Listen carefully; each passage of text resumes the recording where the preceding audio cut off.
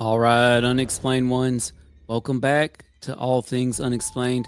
I am Dr. Mounts, and this episode, we've got a follow-up to our previous episode, which talked about a very controversial Wall Street Journal article by Shetman and Viswanatha titled "The Pentagon Disinformation That Fueled America's UFO Mythology."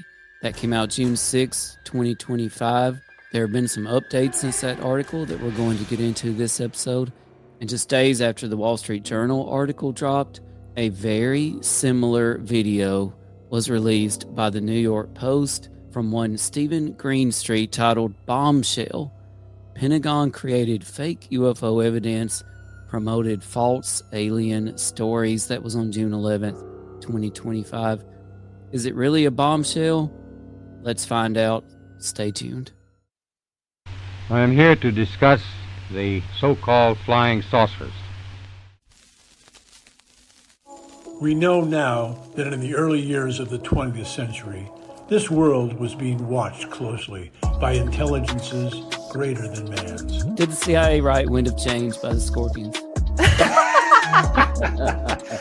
As humans busied themselves about the various concerns, they were scrutinized and studied. Dr. Loeb, what percentage chance do you give it that you have indeed uncovered extraterrestrial or non-human technology? With infinite complacence, people went about their affairs, yet across an immense ethereal gulf, intellects vast and unsympathetic threw their plans against us. All of a sudden, a stick out of nowhere landed right in front of us, and there was no tree, nothing overhead. Something threw it at us. Yeah. What's your hot take on Travis Taylor?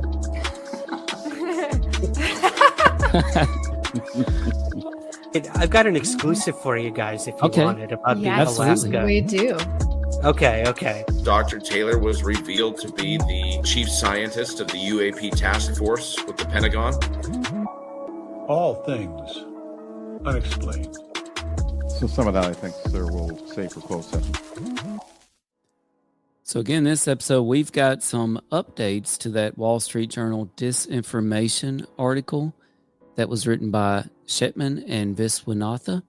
Before we get into those updates, though, remember, if you'd like to support the show, an easy way you can do that is just head over to allthingsunexplained.com. There you can check out our store and find all our social channels. So the Wall Street Journal's UFO disinformation article came out June 6, 2025. And on June 10th, 2025, Bob Salas, who was mentioned in that article, wrote a rebuttal. You can find it in the Ojai Valley News, Ventura County Sun. So in response to that Wall Street Journal article, retired Air Force officer Bob Salas, a direct witness to the 1967 Malmstrom incident, issued a public rebuttal, which can be found in the Ojai Valley News, Ventura County Sun, June 10th, 2025, titled "A Rebuttal from Robert Salas of Ojai to Wall Street Journal's June 6 article, America's UFO Mythology." Salas firmly rejected the claim that an American-made electromagnetic generator was responsible for the missile shutdown. He said there's no evidence, classified or declassified, that supports this version of events. Instead, Salas stands by his original testimony that the event involved an unidentified aerial object observed by multiple trained personnel. He calls the Wall Street Journal's narrative recycled rumor and warns that AARO may be laundering hearsay into official history.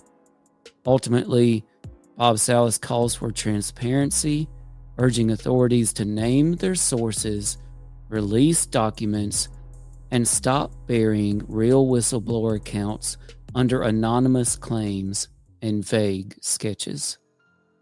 Also, since our last episode, All Things Unexplained and a lot of others have realized that if this disinformation hazing campaign conducted by the U.S. Air Force was true, then we're talking about some illegal activity here.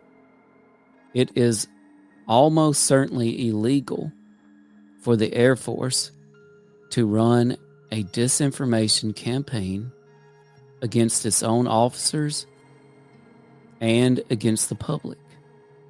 Now, both the Wall Street Journal article and the New York Post follow-up video by Stephen Greenstreet mention this Air Force colonel seeding disinformation at local establishments near Area 51, and they both mention a campaign of disinformation by the U.S. Air Force against its own officers. If there is any truth to this, we should be seeing legal action against someone in the U.S. Air Force. We'll just have to stay tuned and see if any of that happens. Also, since our last episode on the Wall Street Journal UFO disinformation article, All Things Unexplained has made some discoveries about the Wall Street Journal's own internal policies. So the Wall Street Journal, as it turns out, has 4 overarching guidelines as to whether a story gets published or not. Let's review those guidelines. And we're going to give a grade to the Wall Street Journal article, and later we'll review those same guidelines and grade the New York Post video by Stephen Greenstreet. So the first Wall Street Journal rule is attribution. Are the sources of the facts stated explicitly and clearly? Well, I can tell you that in the Wall Street Journal article, there are no sources. There are no sources or evidence for anything. So by definition, those sources are not stated explicitly and clearly. The Wall Street Journal article is impossible for outsiders to prove true or false. The Wall Street Journal's grade for their number 1 rule, attribution, fail, F. The second Wall Street Journal rule is quality of sources. What expertise or insights do the attributed sources have? Are they first-hand sources or referring to other sources? Unfortunately, all this Wall Street Journal article does is raise a whole lot of questions, like who told AARO about the colonel seating the bar with the fake UFO photos? Who was the colonel? What was their name? Who from AARO told the Wall Street Journal investigators? Who were these Wall Street Journal investigators? What was the name of the bar where the colonel seated fake UFO photographs? What was the date that the colonel visited the bar? Who was the owner of the bar? Plus, the whole timeline for this colonel visiting the bar situation doesn't even add up. Bob Lazar didn't mention Area 51 publicly until 1989. Rachel, Nevada, alien tourism didn't begin in that area until 1991. The bar in question is likely the Little L Inn. You can check them out at littleln.com. Was renamed in 1991.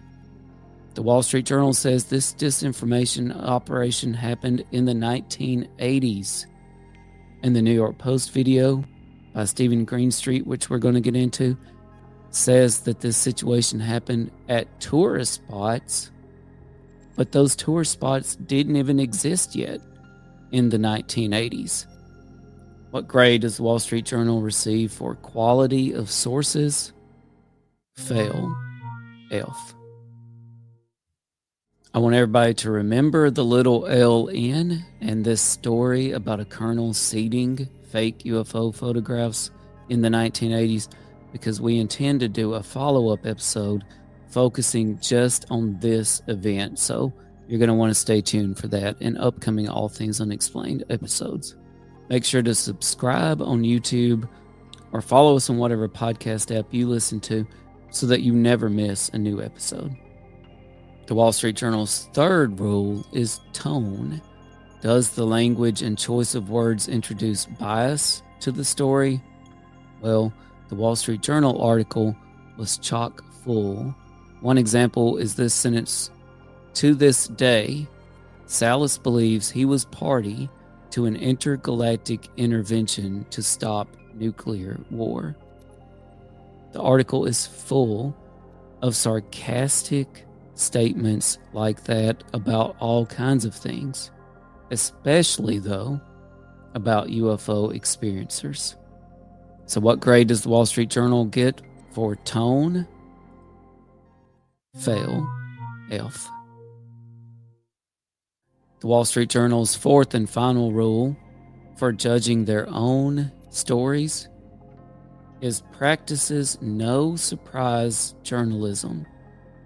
This means that the ones being criticized have the right to take part of the basic facts of the story and to respond to them before publication. Now, it is our understanding, we have spoken with Bob Salas since this article came out, and it is our understanding that the Wall Street Journal did not reach out to Bob Salas in any way whatsoever regarding his inclusion in this story. So the grade for the Wall Street Journal's article when it comes to practices no surprises journalism, F, fail. All Things Unexplained also uncovered unpublished Wall Street Journal articles that did not meet the threshold of these four rules. Specifically, one of the online documents said this: in November 2022, an AP reporter was fired after publishing a story about an allegedly Russian rocket hitting a Polish village using an anonymous source. According to the AP standards, a reporter must share the source's identity with an editor. The reporter claimed in an internal chat that the anonymous source had been vetted this way, but in reality, the editor was not aware the source would be used. This case made us realize that when we were working remotely during the pandemic, we hired a lot of new staff that weren't introduced to our guidelines as thoroughly as they should have been, says Amanda Barrett. We have now started holding monthly regular standards meetings with our staff. So we have to ask ourselves, are those monthly regular standards meetings with staff still being held? And if so, how did a story that failed every Wall Street Journal principle still get published? Were the identities of the sources for the claims in the story shared with the Wall Street Journal editor? If so, why would the editors greenlight the published version that has no sources or evidence? We can't help but wonder, considering that the Wall Street Journal article failed every rule for publication. It failed all of their standards and ethics. If that article could be a tool for passing along hearsay, misremembered lore, or even worse, running someone else's own disinformation campaign. We reached out to Bob Salas about our discoveries, and he commented on our tweet. You can check that tweet out at @Unexplained on X or Twitter. And Robert Salas said, "We agree the standards were not met, and there appears to be no corrective action by the Wall Street Journal." So just 5 days after the Wall Street Journal article and 1 day after the Bob Salas rebuttal of the article, a very similar video from Stephen Greenstreet was published by the New York Post. It was titled "Bombshell: Pentagon Created Fake UFO Evidence, Promoted False Alien Stories." That was released June 11th, 2025. Now, one thing we still don't know is, did the Wall Street Journal collaborate with the New York Post on these stories? Or did the Wall Street Journal scoop the New York Post story somehow? Because if you read the Wall Street Journal article, you essentially got the beginning of the New York Post video, because Stephen Greenstreet repeats the U.S. Air Force colonel near Area 51 seeding fake UFO photographs at the bar. except the New York Post describes it as the colonel seeding fake photographs at tourist spots near Area 51. But here's the thing. In the Wall Street Journal, it said this happened in the 80s. But those tourist spots didn't even exist until the 90s. As we said, Bob Lazar's story didn't come out till 1989. There were no tourist hotspots, no alien tourism near Area 51 until at least 1991. These dates matter. Specificity matters. Names matter. Sources matter. Stephen Greenstreet in the New York Post video also repeats this notion about the U.S. Air Force hazing officers with UFO disinformation. Except the New York Post takes it a step further and says that it involved thousands of officers. It involved thousands of pages of documents, of emails, of other evidence, but they don't show us any of that. Whereas the Wall Street Journal article gave us a little story about former AARO director Sean Kirkpatrick, the New York Post article gives us former AARO director Tim Phillips, the same Tim Phillips that essentially was fired from AARO, fired for his derogatory comments on LinkedIn regarding UFO experiencers. Now let's remember what Susan Go said about Tim Phillips.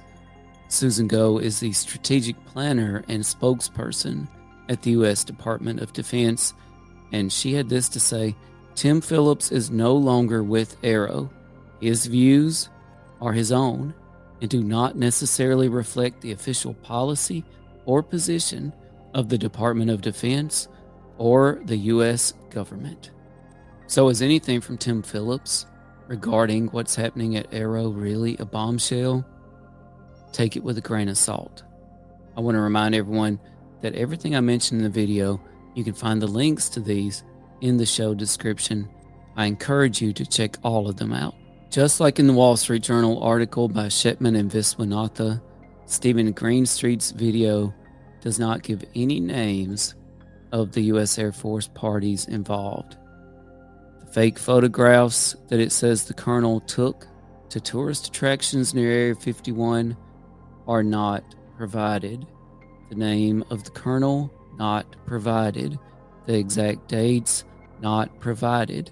The names of the tourist destinations, not provided. The owners of the tourist destinations, not provided. According to Greenstreet's New York Post video, Tim Phillips reported the U.S. Air Force hazing of its officers and this UFO disinformation story to Avril Haines. Avril Haines served as the 7th Director of National Intelligence in the Biden administration. The Pentagon then sent out a memo to end the fake UFO hazing. Now, this is an important part of this video, because if this is true, then there should be some record of this happening. The video says that AARO wanted to include the discovery of the fake UFOs from the fake SAP, that's a specialized access program, the SAP hazing practice, in their much maligned historical report.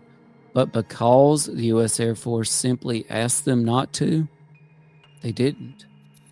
The video says a Pentagon spokesperson acknowledged that AARO had uncovered evidence of fake classified program materials related to extraterrestrials, and that information would be in the next public report. Any documentation of Phillips's report to Haines not provided in the video. The memo is not provided. Documentation that the fake UFO SAP evidence was part of the historical report not provided. The Pentagon spokesperson who said AARO uncovered fake classified materials not provided. The New York Post video even shows a picture of the little LN. We need to keep in mind that this New York Post video did something that the Wall Street Journal did, a very common tactic for disinformation. By having no sources whatsoever, they make it impossible to prove the story to be true or false. In the video, Phillips also goes on to say many whistleblowers have simply been witness to real yet mind-blowing U.S. technology. He says he went to Area 51 to address concerns of this information leaking out and says he saw amazing things comparable to a Klingon death ship. The names of these whistleblowers not provided. Any record of Phillips visiting Area 51 not provided. Evidence of the Klingon death ship not provided. Later in the video, Phillips says there are concerning reports of triangular black crafts exhibiting performance characteristics that pricked his ears: low noise, no heat signature, and impressive maneuverability. He worries this could be adversary technology, but he does not cite specific incidents, videos, eyewitness names, or give any document trails. Phillips finally adds in the video that AARO is tracking objects with anomalies we don't understand. He refers to having seen internal video or data. He says there is video and other evidence, but again, I'm going to call it out here too. Phillips does not name datasets, classifications, or confirm any released visuals. So, using the Wall Street Journal standards for whether a story gets published or not, let's also grade the New York Post video by Stephen Greenstreet. How should we score the New York Post video for 1, attribution, or the sources of the facts stated explicitly and clearly? Besides Tim Phillips, there are no sources of facts at all. That has to be fail, F. What about quality of sources? What expertise or insights do the attributed sources have? Are they first-hand sources or referring to other sources again, besides Tim Phillips, who provides no sources or evidence for anything he says? We don't know anything about anybody mentioned in the entire video. So the grade for quality of sources in the New York Post video, just like the Wall Street Journal article, we have to give it a fail, F. What about tone? Does the language and choice of words introduce bias to the story? Here's a quote from Stephen Greenstreet near the beginning of the New York Post video. My previous reporting investigated some of these UFO whistleblowers and activists who want the government to spend taxpayer resources on their paranormal claims. You can practically hear the sarcasm and, frankly, the anger seething in his voice at UFO whistleblowers. The same exact reason why Tim Phillips is the former deputy director of AARO. So the grade for tone for the New York Post video, definitely fail, F. Last but not least, practices no surprises journalism. This means that the ones being criticized have the right to take part of the basic facts of the story and to respond to them before publication. Well, for the most part, the New York Post video doesn't name anybody. I do want to call them out, though, because they do flash the little LN on the screen. Did they contact the little LN about this? I'm going to say no. So my grade for practices no surprises journalism, fail, F. This means that using the Wall Street Journal standards for publishing a story, the New York Post also failed all 4 rules. As we've seen, the truth behind Malmstrom and the broader UFO narrative remains tangled in conflicting timelines, anonymous sources, and media spin. But while the government programs shift and stories morph, one thing hasn't changed: the testimony of those who were actually there. Bob Salas isn't guessing, he isn't speculating, he's remembering. So the question isn't whether we believe in UFOs, it's whether we're willing to question convenient rewrites of history, especially when they come without names, dates, or evidence. Thanks for joining All Things Unexplained. I'm Dr. Mounts.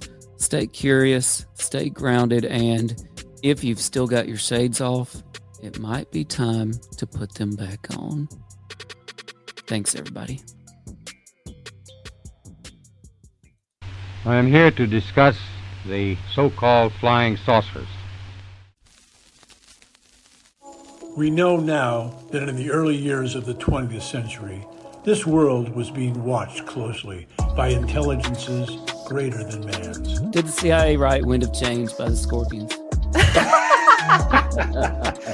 As humans busied themselves about the various concerns, they were scrutinized and studied.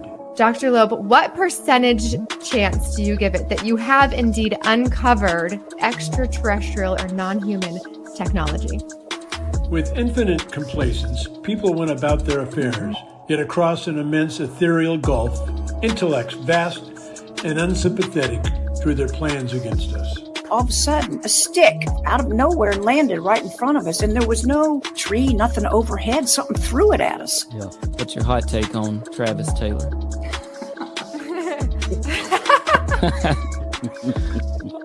I've got an exclusive for you guys if you want it about the Alaska. We do. Okay. Dr. Taylor was revealed to be the chief scientist of the UAP task force with the Pentagon. All things unexplained. So some of that, I think, sir, we'll save for closed session.